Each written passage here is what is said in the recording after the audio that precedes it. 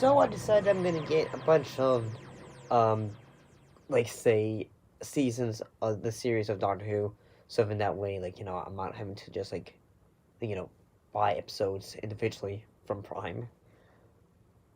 Yep. I shouldn't have to buy my own adventures. I shouldn't have to do that, though. This, and yeah, I got myself a necklace from the, from the land, from the land of milk and honey. The milk was partially lava. That's where the rock is from.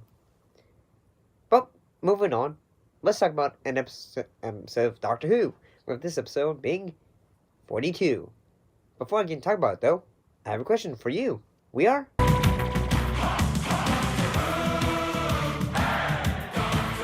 for you. So this was the first episode written by Chris Chibnall.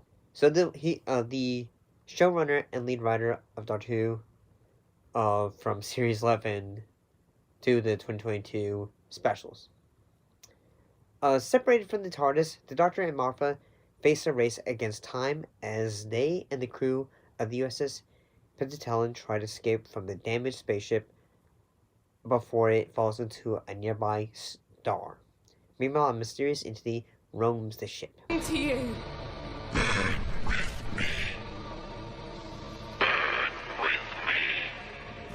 Captain?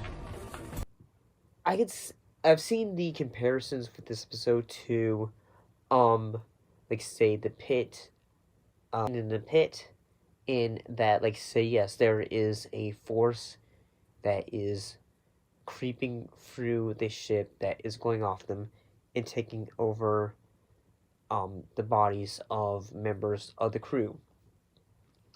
And I kind of say, like, the visual look of it, like, yes, I think it's kind of creepy. Like, yes, like, it's just a regular person, but they're wearing, like, almost like a excavator helmet, or, like, a helmet you would see someone who is doing welding.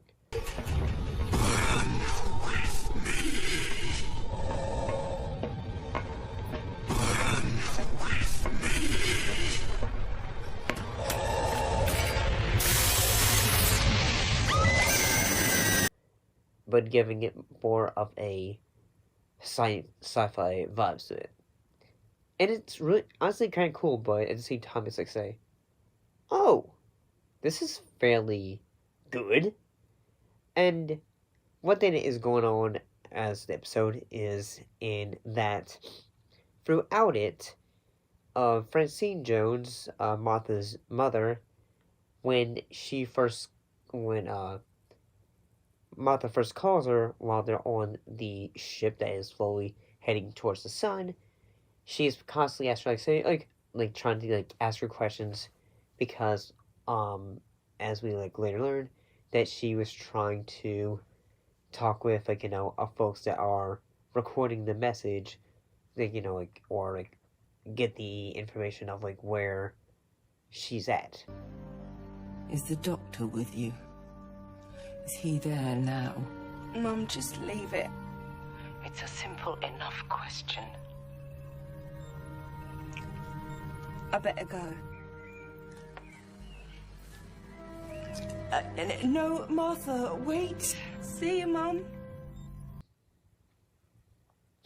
And honestly, I kind of like this idea, in that, like, yes, we've always had, like, like, a companion, like, say, like for example, like, Rose's mother, who did not like the Doctor. She thought, like, he's bad news. And we also get the idea that it is similar for the character of Francine. And yeah, I kind of like that, like, the fact, like, say, like, wait, who was this person? Like, say, wait, like, how do you know them? Are you sure you know this guy? And all that? Like, it seems kind of logical. Isn't that logical?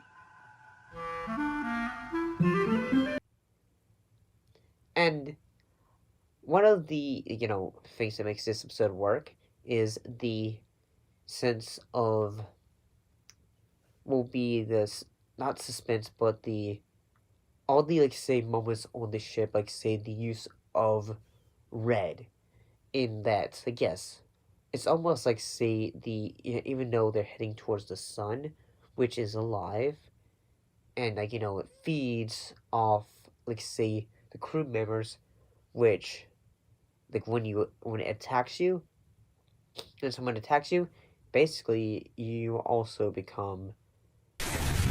Stay away from me! What's happened? It's your fault, Captain McDonald! Riley! Linked to it. And yeah, I think this is honestly a pretty cool idea. And as the episode goes on, like say Martha and another crew member get sent out of the ship via like say like a compression, like say in the fact that part of the space pod that they're on gets separated. So the doctor's having to go save her.